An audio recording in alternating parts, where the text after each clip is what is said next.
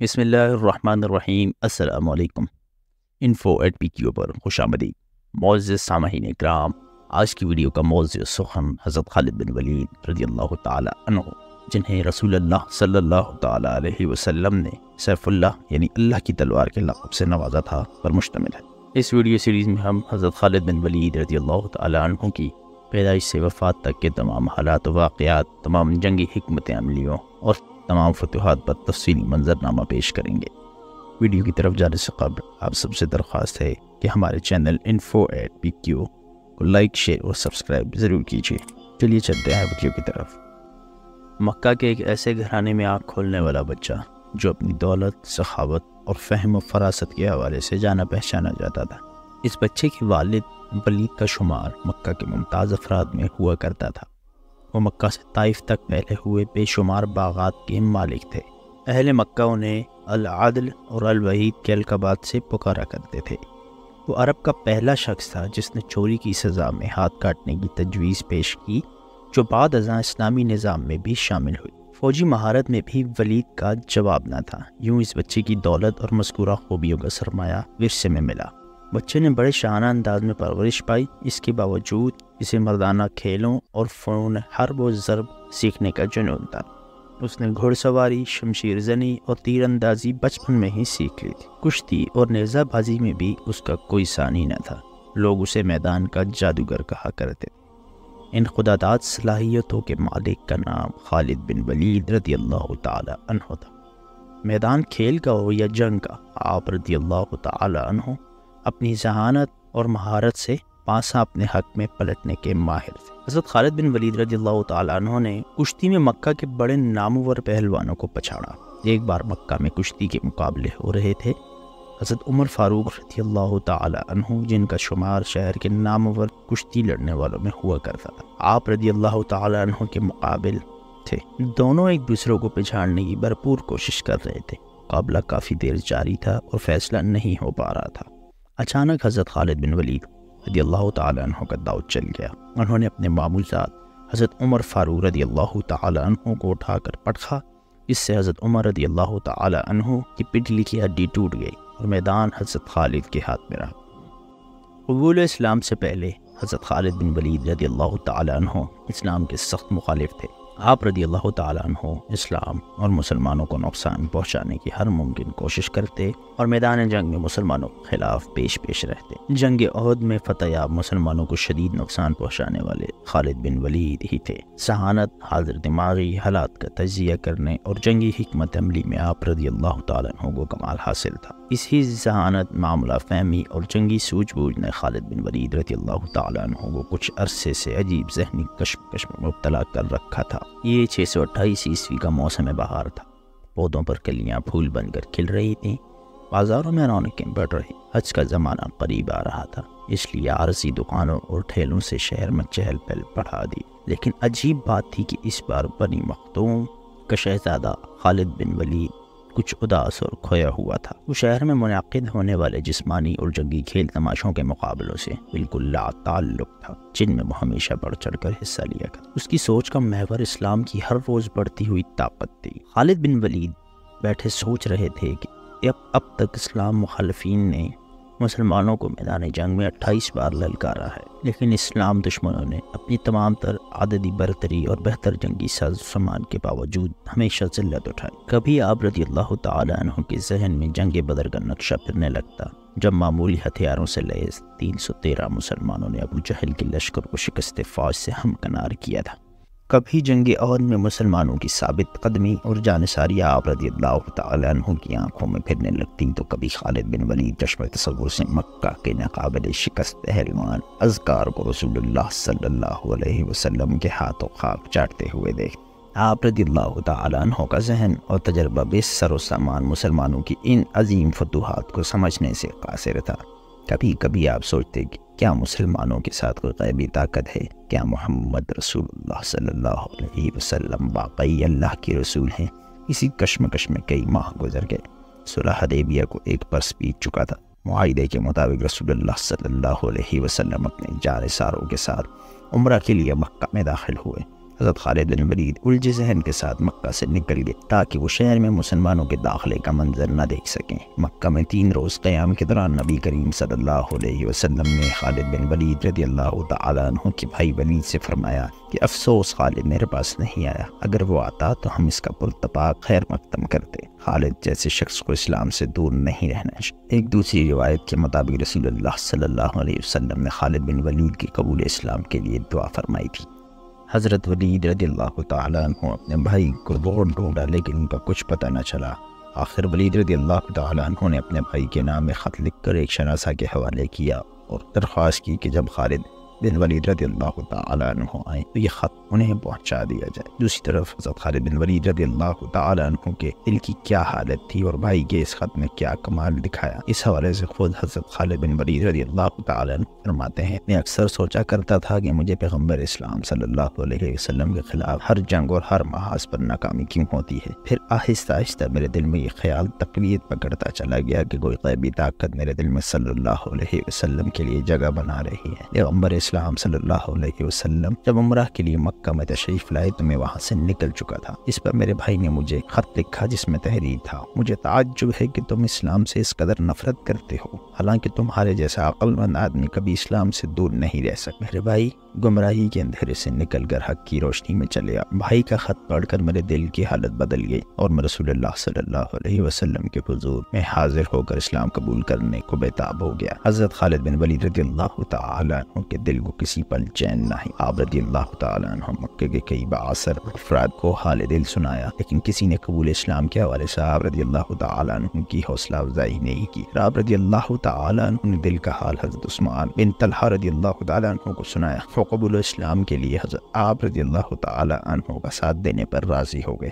یوں حضرت خالد حضرت عثمان رضی اللہ تعالیٰ عنہ حضور اکرم صلی اللہ علیہ وسلم کی خدمت میں حاضر ہونے کے لیے مکہ سے مدینہ روانہ ہو گئے۔ راستے میں خدا کے مقام پر جب ان حضرات کی ملاقات حضرت عمرو بن عاص سے ہوئی جو حبشہ سے آ رہے تھے تو انہوں نے حضرت خالد بن رضی اللہ تعالیٰ عنہ سے پوچھا، ابو سلیمان کہاں کا ارادہ ہے؟ حضرت خالد نے بتایا کہ وہ قبول اسلام کے لیے مدینہ جا رہے ہیں۔ حضرت عمرو بن العاص نے بتایا کہ وہ بھی یہی ارادہ رکھتے ہیں۔ 31 مئی 628 عیسوی کا دن اسلامی تاریخ میں بے حد اہمیت رکھتا ہے۔ اس دن اسلام کے 2 عظیم جرنیل حضرت خالد بن ولید اور حضرت عمرو بن العاص رضی اللہ تعالیٰ عنہ حضرت عثمان بن طلحہ کے ساتھ مدینہ منورہ میں داخل ہوئے۔ سب سے آگے حضرت خالد بن ولید، ان کے پیچھے عمرو بن العاص اور ان کے بعد حضرت عثمان بن طلحہ رضی اللہ تعالیٰ عنہ۔ حضور اکرم صلی اللہ علیہ وسلم نے جب انہیں دور سے آتے دیکھا تو تبسم فرمایا اور اس وقت تک مسکراتے رہے جب تک یہ تینوں حضرات آپ صلی اللہ علیہ وسلم کے پاس نہیں پہنچ۔ انہوں نے آ کر خدمت اقدس میں سلام عرض کیا اور کلمہ پڑھ کر مسلمان ہو گئے۔ صلح حدیبیہ کے بعد رسول اللہ صلی اللہ علیہ وسلم نے دعوت و تبلیغ کا دائرہ عرب کے دور دراز علاقوں اور دیگر ممالک تک بڑھانے کا فیصلہ کیا۔ چنانچہ رسول کریم صلی اللہ علیہ وسلم نے کئی صحابہ کرام کو اسلام کی دعوت نامے دے کر غیر مسلم عرب رئیسوں اور پڑوسی بادشاہوں کی طرف روانہ فرمایا۔ اسی سلسلے میں ایک خط حضرت حارث رضی اللہ تعالی عنہ بن عمیر کے ہاتھ بصرہ کے عیسائی حاکم حارث بن شمر غسائی کو بھجوایا گیا۔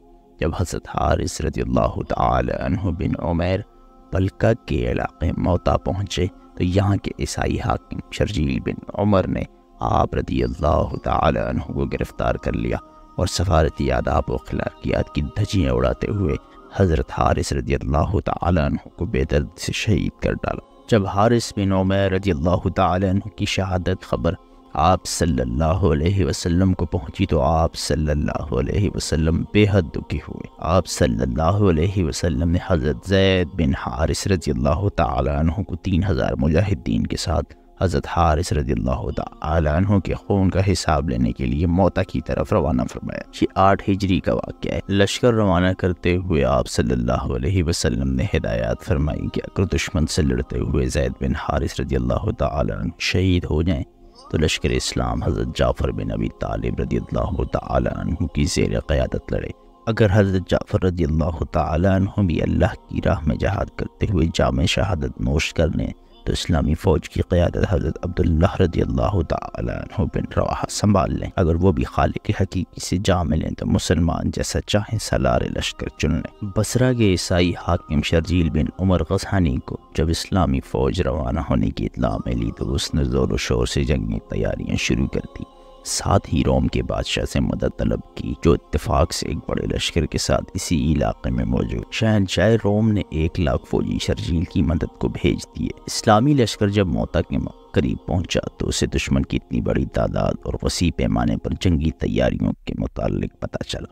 صورتحال کی سنگینی کو دیکھتے ہوئے بعض اصحاب کرام رضوان اللہ علیہم اجمعین نے مشورہ دیا کہ نبی کریم صلی اللہ علیہ وسلم کو حالات سے آگاہ کر کے مدینہ امداد کی درخواست کی جائے۔ اس موقع پر حضرت عبداللہ بن رواحہ نے مسلمانوں کو مخاطب کر کے کہا، اے لوگو، ہمیں دشمن کی تعداد کی کیا پرواہ، ہماری تو دلی خواہش ہے کہ اللہ کے دین کی خاطر اپنی جانیں قربان کر دیں اور شہادت کا درجہ۔ ہمارا بھروسہ تو صرف اللہ پر ہے، تو اللہ کا نام لو اور 2 کامیابیوں، فتح یا شہادت میں سے ایک حاصل کرو۔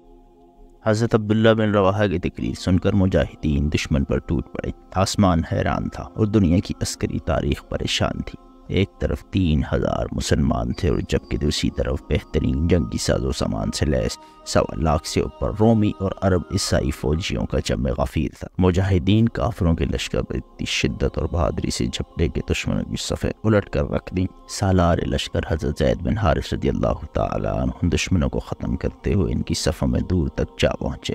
آخر بے شمار کافر سپاہیوں نے انہیں گھیر لیا، لیکن اللہ کے اس سپاہی نے جام شہادت نوش کرنے سے پہلے دشمن کی لاشوں کے ڈھیر لگا دیے۔ حضرت زید بن حارث رضی اللہ تعالیٰ عنہ کی شہادت کے بعد اسلامی فوج کے اس لشکر کی قیادت حضرت جعفر رضی اللہ تعالیٰ بن ابی طالب نے سنبھال لی۔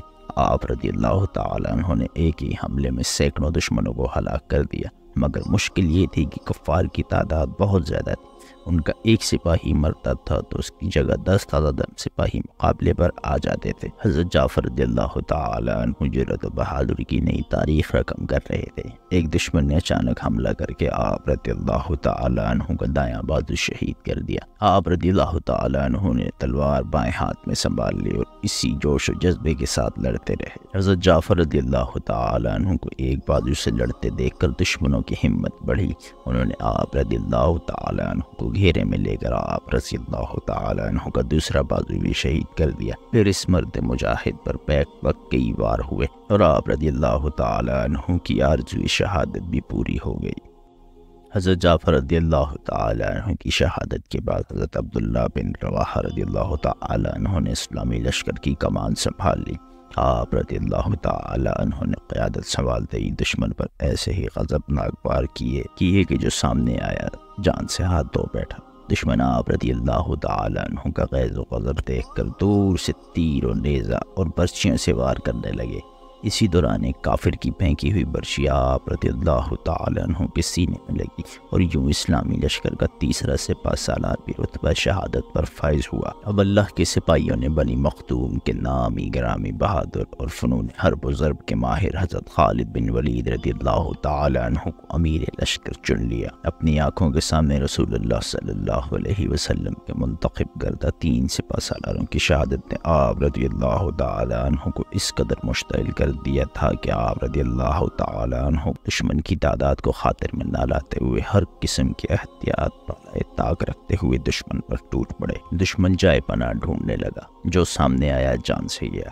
آپ رضی اللہ تعالیٰ عنہ کے غیظ و غضب، زور بازو اور حملے کی شدت کا اندازہ اس بات سے لگایا جا سکتا ہے کہ آپ رضی اللہ تعالیٰ عنہ نے اس روز لڑتے ہوئے دشمنوں پر 9 تلواریں توڑ دی۔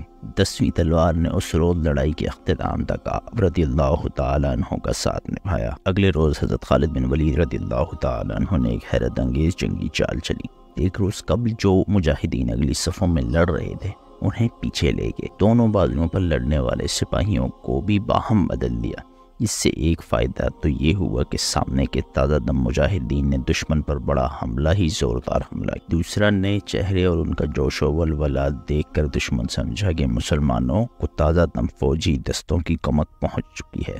یہ سوچ کر رومیوں اور عیسائیوں کے چھکے چھوٹ گئے۔ اسی دوران دائیں پہلو کے سالار پر رضی اللہ تعالی عنہ بن قتادہ داد شجاعت دیتے ہوئے دشمن کے قلب میں جا گھسے اور دیکھتے ہی دیکھتے دشمن فوج کے سپہ سالار کو مار گرایا، جس سے دشمن کا رہا سہا حوصلہ بھی جاتا رہا اور پر گھبرا کر پسپا ہو گیا۔ ادھر موتا کے مقام پر تاریخ عالم کی حیرت انگیز جنگ جاری تھی، ادھر مدینہ منورہ میں رسول اللہ صلی اللہ علیہ وسلم چند اصحاب کے ساتھ مسجد نبوی میں تشریف فرما تھے۔ اللہ نے میدان جنگ کا نقشہ آپ صلی اللہ علیہ وسلم کی آنکھوں کے سامنے کر دیا تھا، جسے دیکھ کر آپ صلی اللہ علیہ وسلم کی آنکھوں سے آنسو روا تھے، اور آپ صلی اللہ علیہ وسلم میدان جنگ کا آنکھوں دیکھا حال بیان فرما رہے کہ اب جھنڈا زید رضی اللہ تعالیٰ عنہ نے سنبھال لیا، وہ شہید ہوئے۔ اب جھنڈا جعفر رضی اللہ تعالیٰ عنہ نے اٹھایا، وہ بھی اللہ کو پیارے ہو گئے۔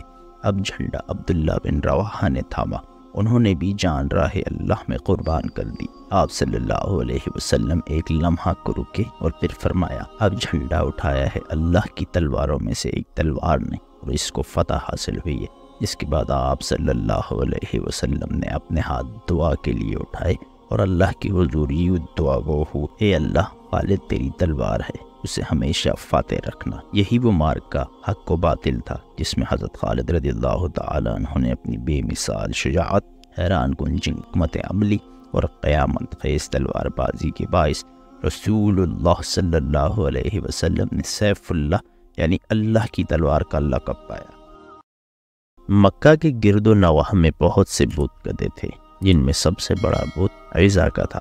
عزا کو مشرکین طاقت اور خوشحالی کی دیوی جانتے تھے۔ مشرکین پتھر کی اصلاح چار دیوی کے حضور طاقت کے حصول اور مالی آسودگی حاصل کرنے کے لیے چڑھاوا چڑھایا کرتے اور گڑ گڑایا کرتے تھے۔ عزا کا بت وادی نخلا کے ایک معبد میں رکھا تھا، جو مکہ سے 10 میل دور بستان عامر کے باغ میں واقع تھا۔ اس معبد کا انتظام بنو شیبان کے سپرد تھا۔ رسول اللہ صلی اللہ علیہ وسلم نے عزا کا بت توڑنے کے لیے حضرت خالد بن ولید رضی اللہ تعالیٰ عنہ کو مقرر فرمایا۔ یوں آپ رضی اللہ تعالیٰ عنہ 30 فوجیوں کے ساتھ وادی نخلہ کی طرف روانہ ہوئے۔ حضرت خالد بن ولید 25 رمضان المبارک کو اس معبد میں داخل ہوئے اور سامنے چبوترے پر رکھا عزا کا بت ایک ہی بار میں زمین بوس کر دیا اور حضور اکرم صلی اللہ علیہ وسلم کی خدمت میں حاضر ہو کر خبر دی کہ عزا کو خاک میں ملا آیا ہوں۔ رسول اکرم صلی اللہ علیہ وسلم نے فرمایا، نہیں خالد، تم عزا تک نہیں پہنچ سکے، واپس جاؤ اور اصلی بت کو توڑ دو۔ دراصل مشرکین نے طاقت کی اس دیوی کی حفاظت کے لیے 2 بت بنا رکھے تھے، ایک اصلی اور دوسرا نقلی۔ حضرت خالد بن ولید رضی اللہ تعالیٰ عنہ رسول اکرم صلی اللہ علیہ وسلم کا حکم پا کر فوراً واپس پلٹ آئے۔ آپ کو واپس آتا دیکھ کر معبد کا پروہت داسیوں سمیت بھاگ نکلا۔ جاتے جاتے وہ عزا کے گلے میں تلوار لٹکا گیا کہ طاقت کی دیوی خود ہی حضرت خالد رضی اللہ تعالیٰ عنہ سے نمٹ لئی۔ حضرت خالد رضی اللہ تعالیٰ عنہ عزا کے اصلی بت کو توڑنے کے لیے آگے بڑھے تو ایک لڑکی نے بازو پھیلا کر آپ رضی اللہ تعالیٰ عنہ کا راستہ روک لیا۔ آپ رضی اللہ تعالیٰ عنہ نے پہلے ہی بار میں اس کے سر کو تن سے جدا کر دیا اور دوسرے بار سے خوشحالی اور طاقت کی دیوی پاش پاش کر دی۔ فتح مکہ سے 15 روز بعد حضور اکرم صلی اللہ علیہ وسلم کو خبر ملی کہ بنو ثقف کا حکمران آس پاس کے ساتھیوں کے ساتھ مل کر مسلمانوں کے ساتھ فیصلہ کن جنگ کی تیاری میں مصروف ہے۔ آپ صلی اللہ علیہ وسلم نے 12,000 مجاہدین کے ساتھ اس خطرے سے نمٹنے کے لیے 27 جنوری 630 عیسوی کو مکہ سے روانہ ہوئے اور 31 جنوری کو حنین کے قریب ایک گہری وادی میں اتر گئے۔ مالک بن عوف نے مسلمانوں کی آمد کی خبر پا کر انتہائی چالاکی سے کام لیتے ہوئے اپنی فوج کو وادی کے پیچ و خم میں یوں چھپا دیا تھا کہ مسلمانوں کو اس کی کانوں کان خبر نہ ہوئی۔ 1 فروری 630 عیسوی کو اسلامی فوج کا ہر اول دستہ، جس کی قیادت حضرت خالد بن ولید رضی اللہ تعالیٰ عنہ کر رہے تھے، گھات میں چھپے دشمن سے بے خبر وادی حنین کی تنگ درے میں داخل ہوئے۔ طاق میں بیٹھے دشمن نے ان پر تیروں کی بارش کر دی۔ مسلمانوں کے لیے یہ حملہ قطعی غیر متوقع تھا۔ دوسری طرف مجاہدین کا دستہ جس راستے میں داخل ہو چکا تھا وہ بے حد تنگ تھا۔ مجاہدین پر کئی اطراف سے بے تحاشا تیر برس رہے، مسلمانوں کو سنبھلنے کا موقع ہی نہ ملا۔ نتیجتاً ہر اول دستے میں بھگدڑ مچ گئی، گھوڑے بے قابو ہو کر الٹ پڑے۔ حضرت خالد رضی اللہ تعالیٰ عنہ اپنے ساتھیوں کو پکارتے رہے، لیکن ایسا شور اور افراتفری مچی تھی کہ کوئی آپ رضی اللہ تعالیٰ عنہ کی آواز سن نہیں پا رہا تھا۔ ساتھ ہی آپ رضی اللہ تعالیٰ عنہ چند ساتھیوں کی مدد سے حملہ آوروں کو روکنے کی کوشش میں لگے ہوئے تھے۔ آپ رضی اللہ تعالیٰ عنہ کی توجہ بٹی ہوئی تھی۔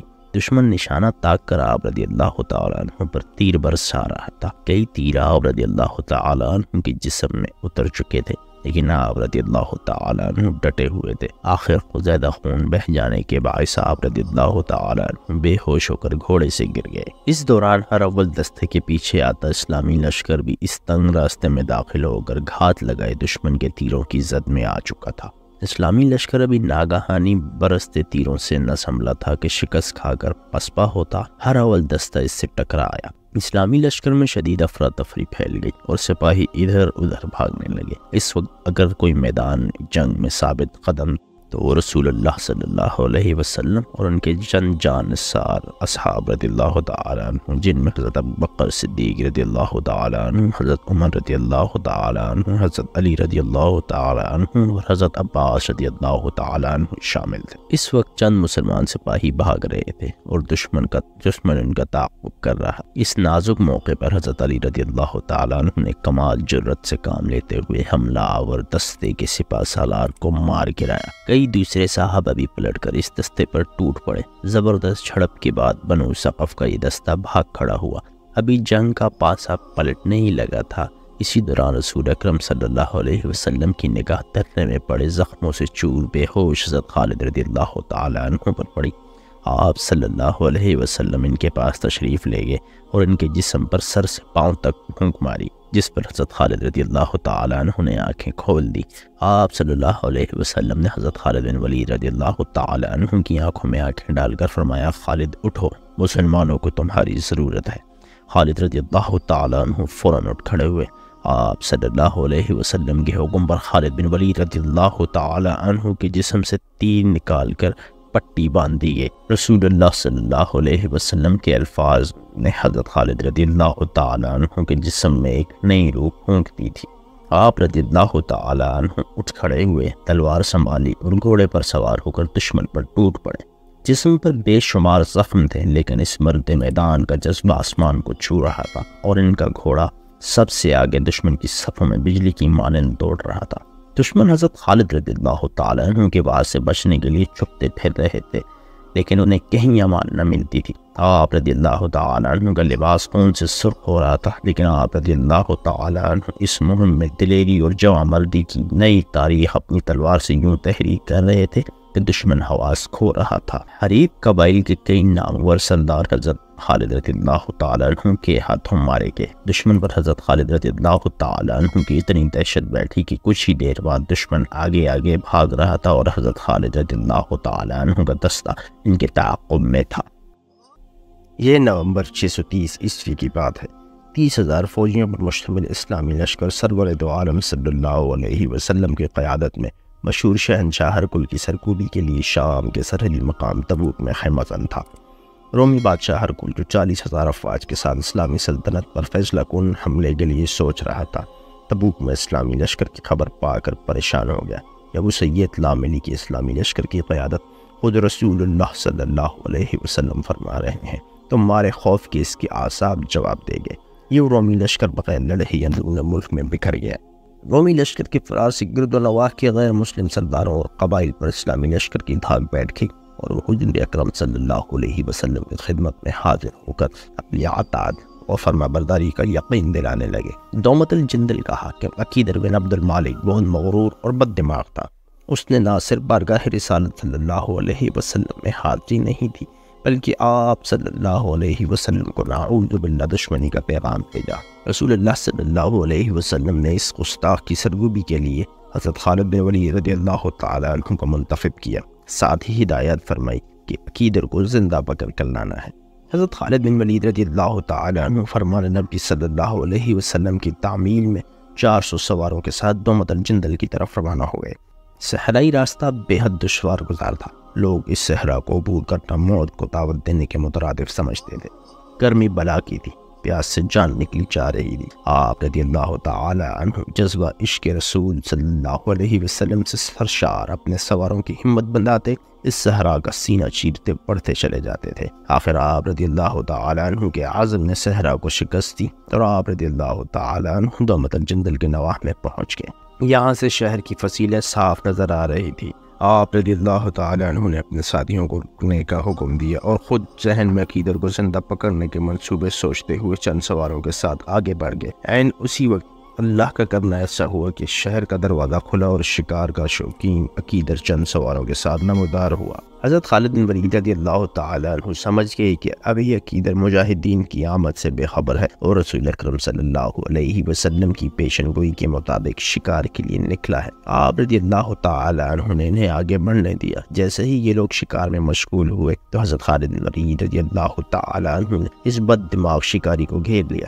ابھی عقیدر صورتحال کو سمجھنے کی کوشش ہی کر رہا تھا کہ آپ رضی اللہ تعالی عنہ نے اپنے گھوڑے کو ایڑ لگائی۔ گھوڑا طوفان کی طرح عقیدر کی گھوڑے کی طرف بڑھا اور حضرت خالد بن ولید رضی اللہ تعالی عنہ نے پلک جھپکتے میں عقیدر کو اس کے گھوڑے سے اچک لیا۔ شکاری خود شکار ہو گیا تھا۔ عقیدر کو باندھ کر اسی کے گھوڑے پر ڈال دیا گیا۔ پھر واپسی کا سفر شروع ہوا اور آخر کار حضرت خالد بن ولید رضی اللہ تعالی عنہ نے حسب ہدایت رسول اکرم صلی اللہ علیہ وسلم کی کے سامنے عقیدر کو خدمت اقدس میں حاضر کر دیا۔ عقیدر نے اپنے رویے پر معافی مانگی۔ آپ صلی اللہ علیہ وسلم نے اسے اس شرط پر رہا کر دیا کہ وہ خود مدینہ میں حاضر ہو کر شرائط صلح پیش کرے۔ رسول اکرم صلی اللہ علیہ وسلم نے یہاں چند روز مزید قیام فرمایا اور دسمبر 630 عیسوی میں واپس مدینہ تشریف لے گئے۔ جب رسول اللہ صلی اللہ علیہ وسلم اس دنیا سے رخصت ہو کر اپنے خالق حقیقی سے جا ملے، یہ وہ وقت تھا جب مسلمان اپنے پیارے نبی کریم صلی اللہ علیہ وسلم کے غم میں نڈھال تھے۔ ان کے حواس اور حوصلے بکھر گئے تھے، ان کے سوچنے سمجھنے کی صلاحیتیں ساتھ چھوڑ گئی تھیں۔ ایک حشر کا سما اور افراتفری کا عالم تھا۔ ان نازک حالات میں مدینہ کی نوخیز اسلامی سلطنت کو سنگین نوعیت کے مسائل سے دوچار کر دیا تھا۔ یہ مصائب اس قدر گھمیر تھے کہ خدا نخواستہ سلطنت اسلامیہ کا وجود ہی خطرے میں نظر آنے لگا تھا۔ اکابرین اسلام نے رسول اکرم صلی اللہ علیہ وسلم کے وصال کے بعد حالات کی ذمہ داری حضرت ابوبکر صدیق رضی اللہ تعالی عنہ کاندھوں پر ڈال دی تھی۔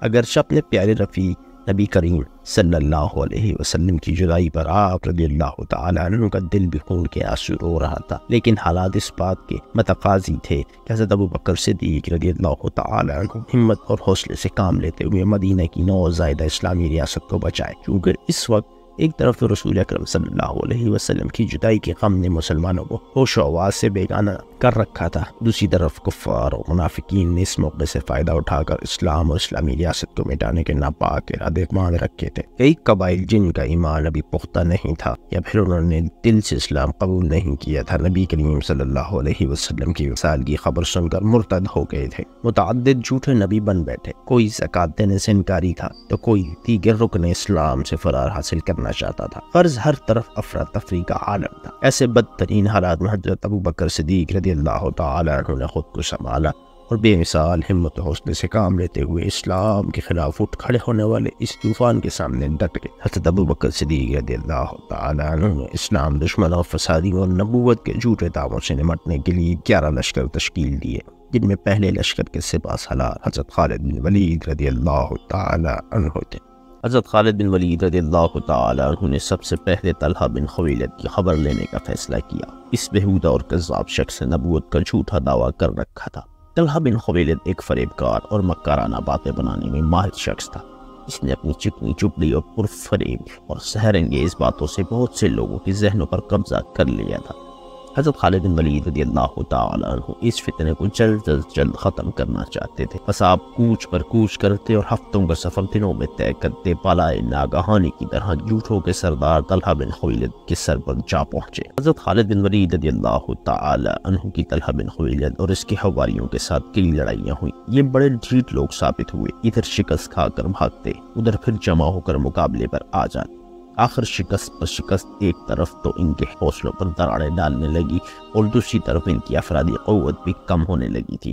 صورتحال کو دیکھتے ہوئے طلحہ بن خویلد نے اپنی ساری قوت چک کر کے حضرت خالد بن ولید رضی اللہ تعالی عنہ سے فیصلہ کن لڑائی لڑنے کا ارادہ کر لیا۔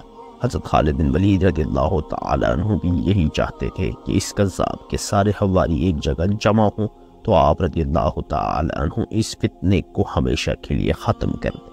آخر وقت بھی آ گیا جب حق و باطل آمنے سامنے تھے۔ پھر کیا تھا، اللہ کی تلوار بجلی کی طرح حرکت میں آئی اور ایک ہی حملے میں بے شمار دشمن خاک و خون میں لوٹنے لگے۔ حضرت خالد بن ولید رضی اللہ تعالیٰ عنہ کی دیکھا دیکھی مجاہدین بھی اللہ کا نام لے کر دشمن پر ٹوٹ پڑے۔ اسلامی لشکر کا یہ حملہ اس قدر شدید اور جان لیوا تھا، اس کے حواری جان بچانے کے لیے بھیڑ بکریوں کی طرح ادھر ادھر بھاگنے لگے، لیکن ان کے لیے آج کسی طرف امان نہ تھی۔ ان کی اکثریت ماری گئی۔ طلحہ بن خویلد خود حضرت خالد بن ولید رضی اللہ تعالیٰ عنہ کے ہاتھوں ذلت میں شکست کھا کر جان بچانے کے لیے شام کی طرف بھاگ نکلا۔ ایک روایت کے مطابق بعد ازاں طلحہ بن خویلد توبہ کر کے سچے دل سے مسلمان ہو گیا تھا اور اس نے باقی زندگی بعد مسلمان کی حیثیت سے بسر کی اور اسی حالت میں دنیا سے رخصت ہوا۔ طلحہ بن خویلد سے نمٹنے کے بعد حضرت خالد بن ولید رضی اللہ تعالی عنہ نے مالک بن نویرہ کا رخ کیا۔ یہ شخص بنو تمیم کا سردار تھا اور رسول اکرم صلی اللہ علیہ وسلم کی وفات کے بعد زکوٰۃ دینے سے منکر ہو گیا تھا اور مسلمان لشکر کے خلاف جنگ لڑنے پر آمادہ تھا۔ چنانچہ خالد بن ولید رضی اللہ تعالی عنہ کی سپہ سالاری میں مسلمان مجاہدین نے مالک بن نویرہ پر حملہ بول دیا۔ دیکھتے ہی دیکھتے بزدلوں اور مرتدوں کا یہ ٹولہ میدان چھوڑ کر بھاگ نکلا۔ بھاگنے والوں میں سے اکثریت مجاہدین کے ہاتھوں ماری گئی۔ اس مارکے میں مارے جانے والوں میں خود مالک بن نویرہ بھی شامل تھا۔ اسلام کا ایک اور دشمن اپنے حواریوں سمیت حضرت خالد بن ولید رضی اللہ تعالی عنہ کے ہاتھوں اپنے انجام کو پہنچا۔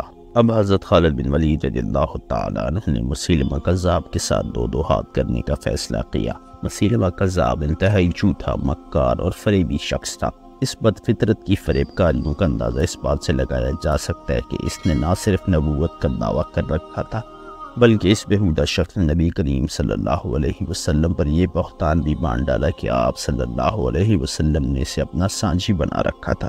نعوذ باللہ۔ اس نے اپنا ایک باقاعدہ لشکر تشکیل دے لیا جو نہ صرف تعداد کے لحاظ سے ایک بڑا لشکر تھا بلکہ جدید اور وافر جنگی سامان سے بھی لیس تھا۔ اصل میں اس کذاب کی سرکوبی کے لیے خلیفہ اول حضرت ابو بکر صدیق رضی اللہ تعالی عنہ نے حضرت اکرمہ رضی اللہ تعالی عنہ کو مقرر کیا تھا اور ان کی مدد کے لیے حضرت شرجیل رضی اللہ تعالی عنہ کو روانہ کیا تھا۔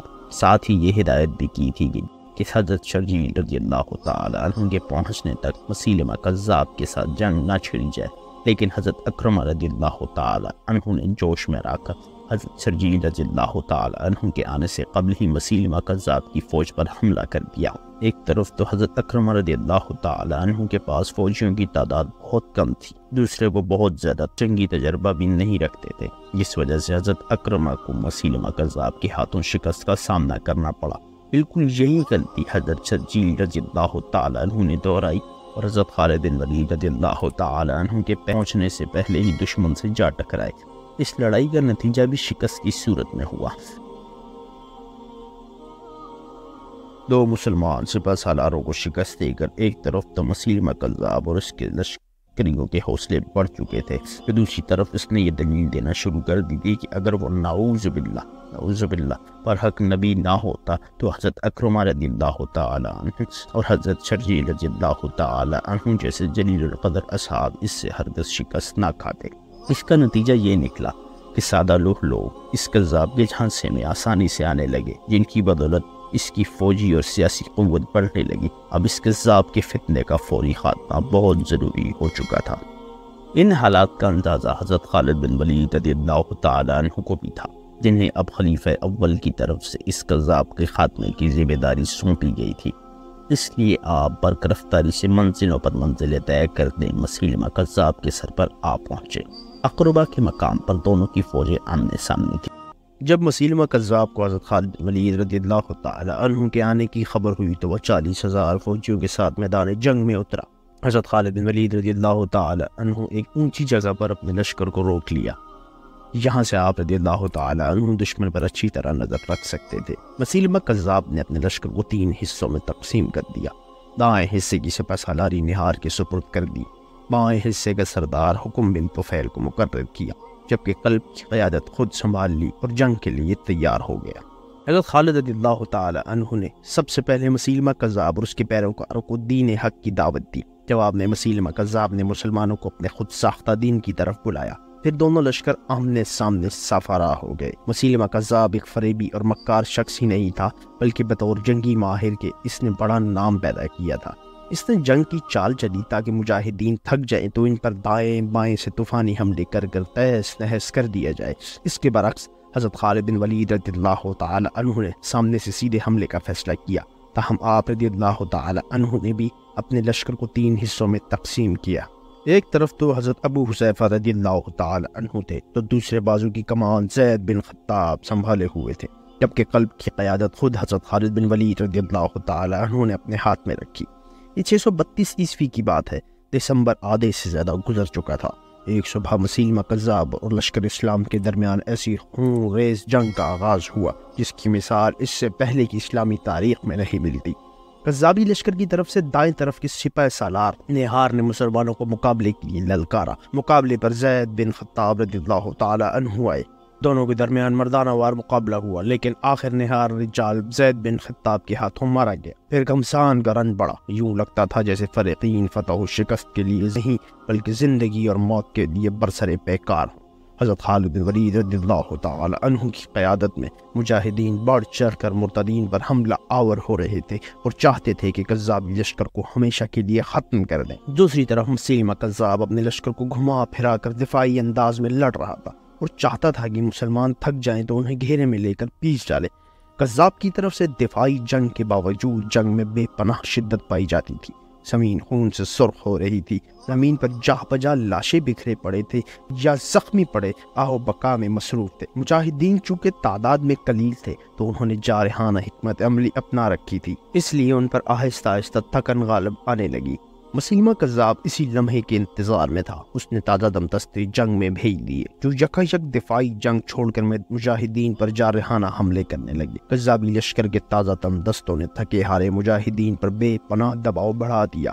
لشکر اسلام حملوں کی شدت سے پسپا ہونے لگا تھا۔ مسلمانوں کی پسپائی کی وجہ صرف یہ نہیں تھی کہ وہ تعداد میں کم تھے اور لڑتے لڑتے تھک چکے تھے، تعداد جن میں دشمنوں کی تعداد ان سے کئی گنا زیادہ تھی، لیکن مجاہدین نے اللہ کے فضل سے انہیں شکست فاش دی۔ اس بار پسپائی کی ایک بڑی وجہ لشکر اسلام میں اختلاف کا پیدا ہونا تھا۔ اس موقع پر مجاہدین و انصار اس بحث میں پڑ گئے ان میں سے زیادہ بہادر کون ہے۔ یہ وہ نازک وقت تھا کہ اسلامی لشکر دشمن کی طاقت سے زیادہ ہی اپنی نااتفاقی کے باعث تباہی کے دہانے پر پہنچ چکا تھا۔ دشمنوں کا دباؤ مسلسل بڑھ رہا تھا اور اسلامی لشکر میں شکست کے آثار کا شروع ہو چکے تھے۔ حضرت ثابت رضی اللہ تعالی عنہ بن قیس، حضرت زید رضی اللہ تعالی عنہ بن خطاب اور حضرت حذیفہ رضی اللہ تعالی عنہ جیسے بہادر اور نامور جنگجو جرأت و بہادری کی نئی تاریخ رقم کرتے ہوئے جام شہادت نوش کر چکے تھے۔ اس لمحے وہ شخص آگے بڑھا جس کے بارے میں عرب کہا کرتے تھے کہ وہ میدان جنگ کا پاسا پلٹنے اور ہاری ہوئی جنگ جیتنے میں بے مثال ہے۔ حضرت خالد بن ولید رضی اللہ تعالی عنہ نے اس نازک صورتحال میں اپنے حواس کو مجتمع کیا، پھر مہاجرین و انصار کی بہادری کا جھگڑا یوں نمٹایا کہ مہاجرین کا لشکر الگ بنا دیا اور انصار کا لشکر الگ، بلکہ تیسرا لشکر بددوؤں کا تشکیل دیا اور فرمایا کہ اب ثابت کرو کہ تم میں سے اللہ کے زیادہ قریب کون ہے۔ اس اللہ کی تلوار حضرت خالد بن ولید نے اسلامی لشکر کی کمزوری کو دیکھتے ہی دیکھتے دشمن کے لیے ایسی خوفناک اور تباہ کن طاقت میں بدل دیا تھا کہ جس کا گمان دشمن کبھی نہ کر پاتا۔ پھر آپ رضی اللہ تعالی عنہ مسلمانوں سے یوں مخاطب ہوئے: اللہ کے مجاہدوں، ہم نے میدان جنگ میں باہمی اتحاد کو نظر انداز کیا۔ کوئی نہیں بتا سکتا کہ تم میں سے کون بہادری سے لڑا اور کون پہلے بھاگا، مہاجرین، انصار یا بدو۔ اب میں تینوں کو الگ الگ کر دیا ہے۔ بہادری اور بزدلی کا فیصلہ تانا زنی سے نہیں بلکہ میدان جنگ میں ہوگا۔ اٹھو اور دشمن پر جوابی حملہ کرو۔ اگر ایک گروہ پر دشمن کا دباؤ بڑھ جائے تو دوسرا اس کی مدد کرے۔ ہمیں آج ثابت کرنا ہے کہ مسیلمہ کی نبوت جھوٹی ہے۔ یاد رکھو، اگر آج ہم شکست کھا گئے تو جھوٹی نبوت تم پر مسلط ہو جائے گی۔ ہم مسیلمہ کے غلام اور ہماری عورتیں مرتدین کی لونڈیاں ہوں گی۔ حضرت خالد بن ولید رضی اللہ تعالی عنہ کے خطاب کے بعد تمام لشکر نے قسم کھائی کہ وہ آخری دم تک دشمن سے لڑیں گے۔ پھر خالد بن ولید رضی اللہ تعالی عنہ کے حکم پر اسلامی لشکر اللہ اکبر کے نعرے لگاتا ہوا دشمن پر ٹوٹ پڑا۔ فریقین ایک دوسرے کو صفائے ہستی سے مٹانے کے لیے بڑھ چڑھ کر حملے کر رہے تھے۔ کبھی اسلامی لشکر کا پلڑا بھاری نظر آتا تو کبھی مسیلمہ کذاب کے فوجی میدان مارتے نظر آتے۔ مورخین کے مطابق مسلمانوں کو ایسا سخت اور خونریز معرکہ پہلے کبھی پیش نہیں آیا۔ میدان لہو رنگ ہو چکا تھا اور ہر طرف لاشیں بکھری پڑی تھیں۔ حضرت خالد بن ولید رضی اللہ تعالیٰ عنہ کے ذہن یہ صورتحال کا تجزیہ کیا تو ایک ہی بات سمجھ میں آئی کہ جب تک مسیلمہ کذاب نہیں مارا جاتا دشمن کو ہرانا محال ہے۔ اس فیصلے پر پہنچ کر حضرت خالد بن ولید رضی اللہ تعالیٰ عنہ نے میدان جنگ پر نظر ڈالی، پھر اللہ کا نام لے کر تن تنہا دشمن پر ٹوٹ پڑے۔ جو سامنے آیا مارا گیا۔ مرتدین کے کئی نامی گرامی جنگجو حضرت خالد بن ولید رضی اللہ تعالیٰ عنہ کی تلوار کا نشانہ بنے۔ آپ رضی اللہ تعالیٰ عنہ دشمن کو مارتے کاٹتے مرتدین کے قلب تک جا پہنچے اور مسیلمہ کذاب کو مقابلے کی دعوت دی۔ کذاب جو حضرت خالد بن ولید رضی اللہ تعالیٰ عنہ کے غیظ و غضب اور جنگی مہارت کے ہاتھوں اپنے سرماؤں کو گاجر مولی کی طرح کٹتے دیکھ چکا تھا، گھبرا کر اپنے محافظوں کے حلقے میں لشکر کے مزید اندر چلا گیا۔ حضرت خالد بن ولید رضی اللہ تعالیٰ عنہ نے پلٹ کر مجاہدین کو یکدم حملہ کرنے کا حکم دیا اور خود مسیلمہ کے محافظ دستے پر ٹوٹ پڑے۔ مسیلمہ کے محافظوں کا حلقہ حضرت خالد بن ولید رضی اللہ تعالی عنہ کی تلوار نے تہس نہس کر دیا تھا۔ دشمن پلٹ کر بھاگا۔ مورخین کے مطابق یہ لڑائی اس قدر خونریز تھی کہ جس گھاٹی میں یہ لڑائی ہو رہی تھی اس کا نام ہی خون کی گھاٹی پڑ گیا۔ مرتدین کی ایک بڑی تعداد نے بھاگ کر حدیقیۃ الرحمن نامی باغ میں پناہ لے لی۔ یہ قلعہ نما وسیع و عریض باغ تھا جس کا دروازہ بے حد مضبوط تھا۔ حضرت خالد بن ولید رضی اللہ تعالی عنہ مجاہدین کے ہمراہ دشمن کا تعاقب کرتے ہوئے اس باغ کے دروازے تک پہنچ چکے تھے اور سوچ رہے تھے کہ مضبوط دروازے کو کیسے کھولا یا توڑا جائے۔ اس دوران میں ایک بہادر سپاہی براق رضی اللہ تعالی عنہ بن مالک آگے بڑھے اور انہوں نے اصرار کیا کہ انہیں اس باغ کے اندر پھینک دیا جائے تاکہ وہ باغ کا دروازہ کھول دیں۔ جب براق رضی اللہ تعالی عنہ کا اصرار حد سے بڑھا تو انہیں باغ کی دیوار پر چڑھا دیا گیا۔ اس اللہ کے سپاہی نے اندر درجنوں دشمن سپاہیوں کا گھیرا تلوار کے زور پر توڑ کر باغ کا دروازہ کھول دیا۔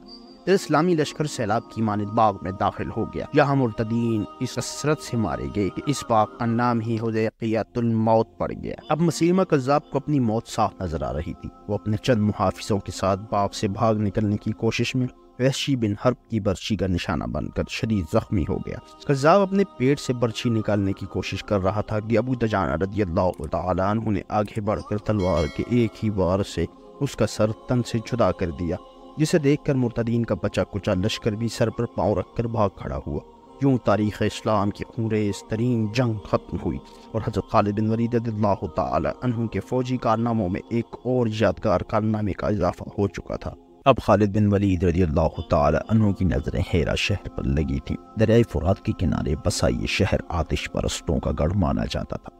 اس علاقے پر ازادبہ نامی شخص حکومت کرتا۔ ازادبہ نے خورق نام کا ایک ایسا شاندار محل بنوا رکھا تھا اس کی مثال مدائن سے روم تک نہیں ملتی تھی۔ اس بے مثال محل کے باغات دور دور تک پھیلے ہوئے تھے۔ جب مجاہدین اسلام نے کشتیوں میں سوار ہو کر اس شہر کا رخ کیا تو ازادبہ نے دریائے فرات کے پانی کا رخ کی طرف موڑنے کا حکم دے دیا۔ اس کام کی نگرانی کے لیے اس نے اپنے چہیتے بیٹے اور ولی عہد بھیجا۔ اس کا مقصد یہ تھا کہ اسلامی لشکر کی کشتیاں دلدل میں پھنس کر تباہ ہو جائیں۔ حضرت خالد بن ولید رضی اللہ تعالی عنہ جو ایک ماہر جنگجو ہونے کے ناطے دشمن پر ہمیشہ نظر رکھتے تھے، چنانچہ ازادبہ کی چال جو ہی خالد بن ولید رضی اللہ تعالی عنہ کے علم میں آئی، انہوں نے چند بجلی صف سواروں کو خشکی کے راستے اس جگہ پر پہنچ کر دشمن کو تباہ کرنے کا حکم دیا۔ کہا جاتا ہے کہ یہ سوار قید کے بگولے اڑاتے اس قدر حیران کن رفتار سے بند باندھتے دشمنوں کے سر پر جا پہنچے کہ اسے خبر ہی نہ ہو پائی۔ اللہ کے ان سپاہیوں نے آن کی آن میں اس دشمن دستے کو خاک میں ملا دیا جس کی قیادت ہیرا کا ولی عہد کر رہا تھا۔ ازادبہ بھی اپنے لاڈلے بیٹے کی موت پر سکتے کی کیفیت میں تھا کہ اسے ایرانی شہنشاہ اردشیر کے مرنے کی اطلاع بھی مل چکی تھی۔ یقے بعد دیگر ان وحشتناک خبروں نے ازادبہ کے حواس چھین لیے اور وہ اپنا سب کچھ چھوڑ چھاڑ کر نامعلوم منزلوں کا راہی ہو گیا۔ کہا جاتا ہے کہ اسی آخری بار مدائن جانے والے راستے پر دیکھا گیا تھا۔ حضرت خالد بن ولید رضی اللہ تعالی عنہ جب خورنک کے شہر آفاق محل میں پہنچے تو اسے اپنے مکینوں کی بے وفائی پر افسردہ اور اجڑا ہوا پایا۔ خالد بن ولید رضی اللہ تعالی عنہ جب احتیاطاً ایک طویل چکر کاٹ کر ہرا پہنچے تو اس کے دروازے کھلے دیکھ کر حیران رہ گئے۔ وہ شہر میں داخل ہوئے تو پتہ چلا کہ شاہی افواج مسلمانوں کے خوف سے مدائن چھوڑ کر بھاگ چکی ہے۔ ہیرا فتح ہو چکا تھا لیکن اس کے ارد گرد 4 مضبوط اور مشہور قلعے تھے۔ فتح کیے بغیر ہیرا پر قبضہ کوئی معنی نہیں رکھتا تھا۔ یوں تو ان 4 قلعوں کے محافظ بہادر جابر اور جنگجو تھے، لیکن ان میں قصر ابن بغلیہ نامی قلعے کا قلعے دار عبد المسیح بن عمرو ان 4 قلعوں کی اصل طاقت مانا جاتا تھا۔ اس کو عراق کا شہزادہ بھی کہا جاتا تھا۔ باقی تینوں قلعے دار اس کے زیر اثر تھے۔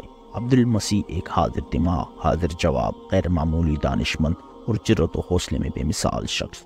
اس وقت اس کی عمر 100 سال، بڑھاپے کے بعد اس کی کمر جھک چکی تھی، لیکن اسی ہمت اور حوصلہ بدستور جوان تھا۔ حضرت خالد بن ولید رضی اللہ تعالی عنہ نے قلعے داروں قبول اسلام یا جزیے کی ادائیگی کا پیغام بھیجا۔ جواب میں چاروں نے متفقہ طور پر حضرت خالد بن ولید رضی اللہ تعالی عنہ کی بات ماننے سے انکار کر دیا اور جنگ کرنے کا فیصلہ کیا۔ خالد بن ولید رضی اللہ تعالی عنہ نے بیک وقت 4 قلعوں پر حملے کا حکم دے دیا۔ مجاہدین کو 4 جگہ شدید مزاحمت کا سامنا کرنا پڑ رہا تھا۔ فریقین کے درمیان مقابلہ سخت تھا۔ حضرت خالد بن ولید رضی اللہ تعالی عنہ 4 قلعوں کو ایک ہی روز میں فتح کرنے کے خواہش مند تھے، لیکن قلعوں کی بلند فصیلوں سے مجاہدین پر تیروں اور منجیقوں کے ذریعے مٹی اور پتھر کے گولے کی بارش ہو رہی۔ دوسری طرف مجاہدین کی بلندی کی طرف چلائے جانے والے تیر اس طرف کارگر نہیں ہو رہے تھے۔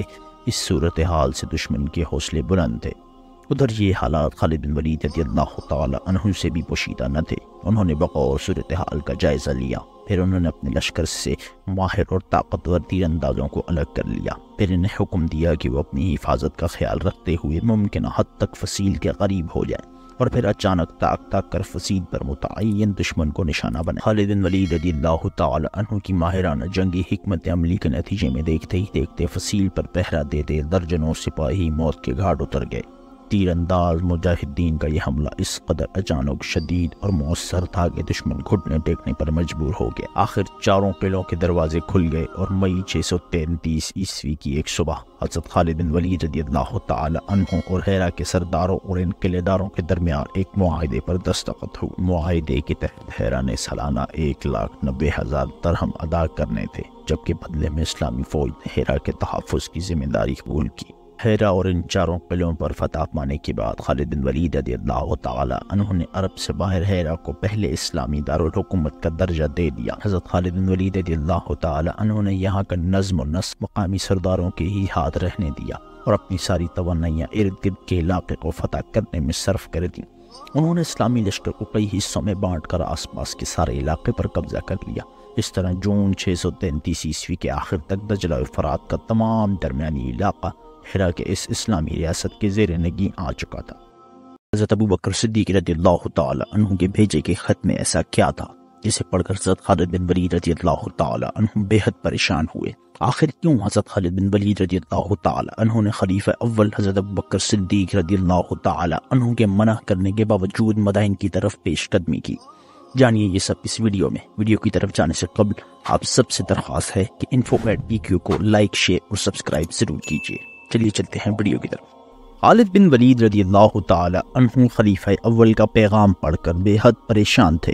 حضرت ابوبکر صدیق رضی اللہ تعالی عنہ نے انہیں پیغام بھیجا تھا کہ جب تک ایاز بن غنم کا لشکر دومت الجندل کی مہم سر کر کے تم سے آ نہیں ملتا، تب تک مدائن کی طرف پیش قدمی نہ کرنا۔ خالد بن ولید رضی اللہ تعالی عنہ علاقے کی صورتحال پر گہری نظر رکھے ہوئے تھے۔ انہیں صاف نظر آ رہا تھا کہ اگر مدائن کو اس وقت یوں ہی چھوڑ دیا گیا تو صدیوں کی شہنشاہت کے زیر اثر رہنے والے وسیع علاقے پر پھیلی ان آبادیوں میں بغاوت پھوٹ پڑے گی، اور اتنے بڑے رقبے پر پھیلنے والی بغاوت سے نمٹنا محال ہوگا۔ یہ حالات نہ صرف حضرت خالد بن ولید رضی اللہ تعالی عنہ اور ان کی فوج کے لیے انتہائی خطرناک ہوں گی، بلکہ ایاز بن غنم کا لشکر بھی سنگین خطرات میں آ جائے گا۔ خالد بن ولید رضی اللہ تعالی عنہ کی پریشانی کی وجہ یہ تھی کہ ایک طرف تو خلیفۃ الرسول رضی اللہ تعالی عنہ کا حکم تھا جسے وہ نظر انداز نہیں کرنا چاہتے تھے، جبکہ دوسری طرف حالات مدائن کے خلاف فوری کارروائی کے حق میں تھے۔ تیسری طرف اس بات کا ذرا بھی امکان نظر نہیں آ رہا تھا کہ ایاز بن غنم جلد ہی دومت الجندل کے خلاف کامیابی حاصل کر لیں۔ حضرت خالد رضی اللہ تعالی عنہ کچھ دیر گہرے غور و فکر میں ڈوبے رہے، پھر ایک فیصلے پر پہنچے۔ انہوں نے مجاہدین کو اپنے فیصلے سے آگاہ کرتے ہوئے کہا، خلافت مدینہ کا احترام اپنی جگہ مسلم ہے، لیکن حالات ایسے ہیں کہ ہم ایاز کی فوج کا انتظار نہیں کر سکتے۔ اللہ کی قسم کسرا کی فوج ہم سے خائف ہے، دوسری طرف اہل مدائن تخت نشینی کے جھگڑوں میں پڑے ہیں۔ یہ صورتحال تقاضا کرتی ہے کہ دشمن کو طاقتور ہونے سے پہلے کچل دیا جائے۔ اسی وقت ایرانی افواج کی زیادہ تر نفری ریاست کے دو بڑے شہروں عین التمر اور انبار میں تھی۔ عین التمر ہیرا کے قریب واقع تھا، جبکہ انبار کا فاصلہ اس سے 2 گنا تھا۔ فرات کے کنارے واقع انبار اہم تجارتی شہر تھا، اس میں غلے کے بڑے بڑے ذخائر تھے۔ خالد بن ولید رضی اللہ تعالی عنہ نے اللہ کا نام لے کر جون 633 عیسوی کے آخر میں 9000 مجاہدین کے ساتھ مدائن کی طرف کوچ کیا۔ اس وقت خالد بن ولید رضی اللہ تعالی عنہ خلافت مدینہ کا حکم مان کر مدائن کے خلاف کارروائی کا آغاز نہ کرتے تو علاقے میں مسلمانوں کی فتح شکست میں تبدیل ہو سکتی تھی۔ اس سے ایاز بن غنم کو بھی شدید نقصان پہنچنے کا خدشہ تھا۔ خالد بن ولید رضی اللہ تعالی عنہ نے سب سے پہلے انبار کو فتح کرنے کا فیصلہ کیا، جس تک پہنچنے کے لیے شیرزاد سے نمٹنا ضروری تھا۔ خالد رضی اللہ تعالی عنہ کوچ در کوچ کرتے ہوئے فرات کے کنارے واقع اس شہر کے نواح میں جا پہنچے۔ یہاں پہنچ کر خالد بن ولید رضی اللہ تعالی عنہ نے حسب روایت کسرا اور مدائن کے حکام کو پیغامات بھجوائے، جن میں کہا گیا تھا کہ نجات صرف مدینے کی اطاعت میں ہے، قبول اسلام یا قبول جزیہ، دونوں میں سے ایک کا انتخاب کر لو، یہی تمہارے حق میں بہتر ہے۔ جواب نفی میں ملا۔ اس پر خالد رضی اللہ تعالی عنہ نے اپنے تیر اندازوں کے خصوصی دستے طلب کر لیے۔ ان تیر اندازوں کی خصوصیت یہ تھی کہ جسمانی طور پر مضبوط اور طاقتور تھے اور بہت دور سے اپنے ہدف کو ٹھیک ٹھاک نشانہ بنانے میں جواب نہیں رکھتے تھے۔ خالد رضی اللہ تعالی عنہ نے ایسے 1000 تیر اندازوں کو حکم دیا کہ وہ خندق کے قریب اس انداز میں جائیں جیسے خندق عبور کرنے یا جائزہ لینے جا رہے ہوں، پھر یہاں سے اچانک اور بیک وقت فصیلوں کے محافظوں کی آنکھوں کو نشانہ بنائے۔ پھر 1000 تیر انداز خندق کے قریب اس طرح پہنچے کہ دشمن کو کانوں کان خبر نہ ہو پائی۔ کچھ ہی دیر بعد قلعے سے چیخو پکار کی آوازیں سنائی دینے لگی۔ مجاہدین اسلام کے چلائے تمام تیر دشمن کی فصیلوں پر معمور مجوسیوں کی آنکھوں میں اتر چکے تھے۔ ان کے لاشیں قلعے کے اندر گرے تو وہاں موجود لوگوں کے چہرے خوف و دہشت سے پیلے پڑ چکے تھے۔ خود شیرزاد اس قدر خوف زدہ ہوا کہ فوراً چند شرائط پر خالد بن ولید رضی اللہ تعالی عنہ کو صلح کی پیشکش کر دی۔ خالد رضی اللہ تعالی عنہ نے جواباً پیغام دیا کہ مفتوح کو شرائط پیش کرنے کا کوئی حق نہیں ہوتا۔ پھر خالد بن ولید رضی اللہ تعالی عنہ نے خود خندق کا جائزہ لیا اور اس کا نسبتاً کم چوڑا حصہ منتخب کیا، پھر کمزور اور بیمار اونٹنیوں کو ذبح کر کے اس میں پھینکوا دیا۔ یوں خندق کا یہ حصہ بھر گیا۔ پھر دیکھتے ہی دیکھتے خالد بن ولید رضی اللہ تعالی عنہ اپنے مخصوص تیر اندازوں کے ساتھ اس انوکھے پل سے خندق عبور کر گئے۔ جب دشمن نے دیکھا کہ مسلمان تیروں کو خاطر میں نہ لاتے ہوئے خندق عبور کر کے آ رہے ہیں تو ان کا رہا سہا حوصلہ بھی جواب دے گیا۔ جب وہ بھیڑ بکریوں کی طرح ادھر ادھر بھاگنے لگے، مجوسی سپہ سالار نے فوج کے ایک حصے کو حکم دیا کہ وہ قلعے سے نکل کر خندق عبور کرتے مسلمانوں کو روکیں۔ قلعے کا دروازہ کھلتے دیکھ کر خالد بن ولید رضی اللہ تعالی عنہ نے قلعے سے باہر آتے شخص کو آڑے ہاتھوں لیا۔ خالد بن ولید رضی اللہ تعالی عنہ کی زیر قیادت مسلمانوں نے ان مجوسی سپاہیوں کو دیکھتے ہی دیکھتے تہتے کر دیا تھا۔ دشمن کی لاشیں خندق میں پھینک دی گئی، جس کے نتیجے میں اونٹنیوں سے بنا پل مزید چوڑا ہو گیا۔ قلعے دار نے گھبرا کر فوراً قلعے کا دروازہ بند کر دیا۔ قلعہ بند دشمن کی حالت خوف و دہشت کے مارے خراب ہو رہی تھی۔ اب وہ فتح تو دور کی بات لڑائی کا بھی نہیں سوچ رہے تھے، انہیں کوئی فکر تھی تو بس جان بچانے کی۔ قلعے والوں کی حالت عجیب و غریب تھی۔ ایک طرف شیرزاد پریشانی کے عالم میں ٹہل رہا تھا، دوسری طرف زخمیوں کی آہ و بکا، اور تیسری طرف ہلاک ہونے والوں کے عزیز و اقارب کا رونا اعصاب کا امتحان لے رہا تھا۔ آخر شیرزاد کا حوصلہ جواب دے گیا۔ اس نے خالد بن ولید رضی اللہ تعالی عنہ سے امان کی درخواست کی۔ خالد بن ولید رضی اللہ تعالی عنہ نے کہا، میں شیرزاد کو اس کے خاندان اور سپاہیوں کے ساتھ اس طرح شہر سے جانے کی اجازت دیتا ہوں کہ ان کے پاس گھوڑوں کے سوا کچھ نہ ہو اور وہ ہماری فوج کے سامنے سے گزریں۔ جولائی 633 عیسوی کی گرم صبح شیرزاد گردن جھکائے اپنے اہل خانہ اور بچی کچی فوج کے ساتھ شہر چھوڑ چکا تھا۔ حضرت خالد بن ولید رضی اللہ تعالی عنہ مجاہدین کے ساتھ اللہ اکبر کے نعرے لگاتے فاتحانہ شہر میں داخل ہو گئے۔ شہریوں نے مسلمانوں کی اطاعت قبول کر لی۔ خالد بن ولید رضی اللہ تعالی عنہ نے اپنے نائب زبرقان بن بدر کو یہاں کا امیر مقرر کیا اور خود عین التمر کی طرف کوچ کر گئے۔ حضرت ایاز رضی اللہ تعالی عنہ دومت الجندل کی مہم میں بری طرح پھنسے ہوئے تھے۔ اس شہر کو زیر کرنے کے لیے ان کی ہر کوشش ناکام رہی تھی۔ آخر تنگ آ کر ایاز رضی اللہ تعالی عنہ نے حضرت خالد رضی اللہ تعالی عنہ کو مدد کے لیے پکارا۔ جب خالد رضی اللہ تعالی عنہ کو ایاز رضی اللہ تعالی عنہ کا پیغام ملا تو وہ مدائن پر حملے کا سوچ رہے تھے، لیکن اب ایاز رضی اللہ تعالی عنہ کی مدد کرنا ناگزیر تھی۔ کچھ دیر سوچ بچار کے بعد حضرت خالد رضی اللہ تعالی عنہ نے جواب بھیجا، ایاز ذرا صبر کرو، تلواریں لہراتے دستے برق رفتاری سے تمہاری مدد کے لیے پہنچ رہے ہیں۔ پھر حضرت خالد رضی اللہ تعالی عنہ نے عدیم کو عین التمر کا امیر بنایا اور خود محض 6000 منتخب سواروں کے ساتھ دومت الجندل کی طرف کوچ کر گئے۔ اللہ کے سپاہیوں کا یہ مختصر سا لشکر ہوا سے باتیں کرتا ہوا صرف 10 روز میں عقیدر بن مالک کے سر جا پہنچا۔ جی ہاں، یہ وہی عقیدر بن مالک تھا جس نے رسول اللہ صلی اللہ علیہ وسلم کے دور میں بھی اکڑ دکھائی تھی، اور آپ صلی اللہ علیہ وسلم کے حکم پر حضرت خالد رضی اللہ تعالی عنہ نے اسے زندہ پکڑ کر بارگاہ رسول صلی اللہ علیہ وسلم میں پیش کیا تھا۔ اس بدبخت نے رسول اکرم صلی اللہ علیہ وسلم کی وفات کے بعد مسلمانوں کے خلاف سازشیں کرنا شروع کر دی۔ دومت الجندل میں اس وقت عقیدر بن مالک کے لشکر کے علاوہ بڑے بڑے عیسائی قبائل اور بت پرستوں کی جنگجو بھی بھاری تعداد میں موجود تھے۔ عقیدر بن مالک کو جب حضرت خالد رضی اللہ تعالی عنہ کی آمد کا پتہ چلا تو وہ خوف زدہ ہو گیا۔ اس نے جودی بن ربیہ اور دیگر سالاروں کو مشورہ دیا کہ خالد رضی اللہ تعالی عنہ کا جنگی مہارت میں جواب نہیں اور فتح ہمیشہ اس کے قدم چومتی ہے، اس لیے مناسب یہ ہے کہ مسلمانوں سے صلح کر لی جائے۔ لیکن جودی اور اس کے دیگر سالاروں کا چونکہ کبھی خالد رضی اللہ تعالی عنہ سے پالا نہیں پڑا تھا، اس لیے وہ جنگ کرنے کے لیے اڑے رہے۔ ان کا کہنا تھا کہ حضرت خالد رضی اللہ تعالی عنہ کا مختصر لشکر طویل سفر کے بعد یہاں پہنچا ہے، لہٰذا بہت تھکا ہوا ہوگا، اس لیے اسے شکست دینا مشکل نہیں۔ یوں دومت الجندل کے باہر میدان جنگ سج گیا۔ جودی اور ودیعہ خالد رضی اللہ تعالی عنہ کے مقابلے پر آئے، جبکہ ابن حجر جان اور ابن الحیم ایاز بن غنم کے خلاف میدان میں اترا۔ حضرت خالد رضی اللہ تعالی عنہ کو اصل فکر مدائن کی تھی جہاں وہ کام ادھورا چھوڑ کر آئے، اس لیے وہ جلد از جلد دومت الجندل کا قضیہ نمٹانا چاہتے تھے۔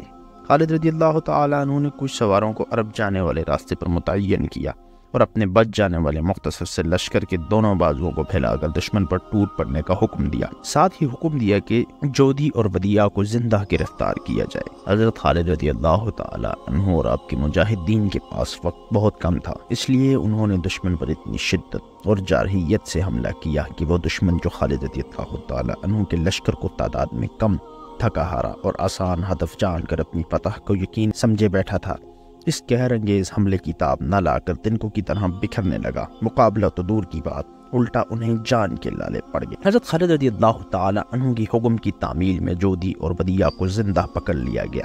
جب عیسائی دستوں نے اپنے سرداروں کا حشر دیکھا تو انہیں عافیت اسی میں نظر آئی کہ بھاگ کر قلعے میں پناہ لے لیں۔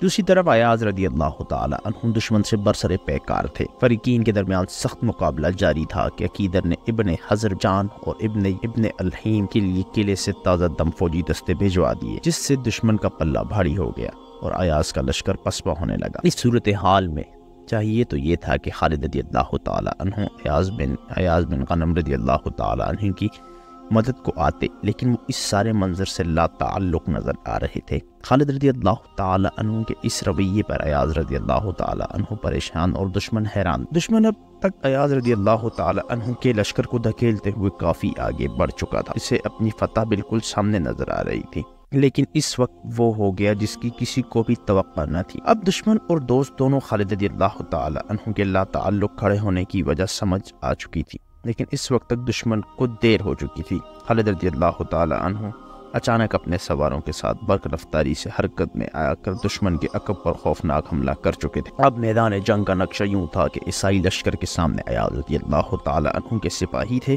اور عقب اور بازوں سے خالد رضی اللہ تعالی عنہ کے لشکر نے اسے گھیر رکھا تھا۔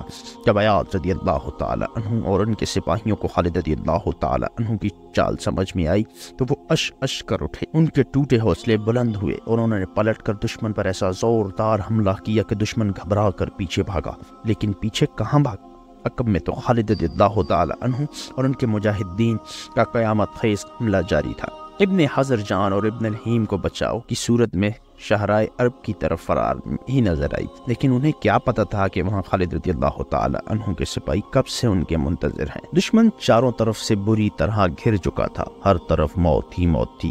ابن حجر جان اور دیگر دشمن سرداروں اور سپاہیوں کی واحد امید قلعہ تھا۔ وہ قلعے کے دروازے تک پہنچنے کی جان توڑ کوشش کرنے لگے، دیکھتے ہی دیکھتے قلعے کے دروازے کے سامنے لاشوں کے ڈھیر لگ گئے۔ عیسائی لشکر کا بیشتر حصہ فناہ کے گھاٹ اتر چکا تھا۔ قریب تھا کہ دشمن کے بچے کچے فوجی بھی مجاہدین کے ہاتھوں مارے جاتے۔ حضرت خالد رضی اللہ تعالی عنہ نے ایک اور جنگی چال چلی۔ آپ رضی اللہ تعالی عنہ یوں پسپا ہونے لگے جیسے دشمن کی بے پناہ دباؤ نے انہیں پیچھے ہٹنے پر مجبور کر دیا ہو۔ یہ دیکھ کر عیسائیوں کے حوصلے بڑھ گئے اور قلعے کے دروازے تک پہنچنے کا امکان نظر آنے لگا۔ عیسائیوں نے اور زور لگایا۔ حضرت خالد رضی اللہ تعالی عنہ مزید پسپا ہو گئے۔ آخر دشمنوں کو قلعے تک پہنچنے کا راستہ صاف ہو گیا۔ عقیدر جو قلعے کے ایک برج سے صورتحال پر نظر رکھے ہوئے تھا، اس نے فوراً قلعے کا دروازہ کھولنے کا حکم دے دیا تاکہ اس کا بچا کچھا لشکر قلعے میں آ سکے۔ پھر یوں ہوا کہ ابن حضر جان اور ابن الحیم نے زندگی کی تلاش میں اپنے سپاہیوں کے ساتھ قلعے کا رخ کیا۔ اب خالد رضی اللہ تعالی عنہ مجاہدین کے ساتھ دشمن پر پلٹ۔ دشمن آگے بھاگتا رہا اور خالد رضی اللہ تعالی عنہ اس کے پیچھے تھے۔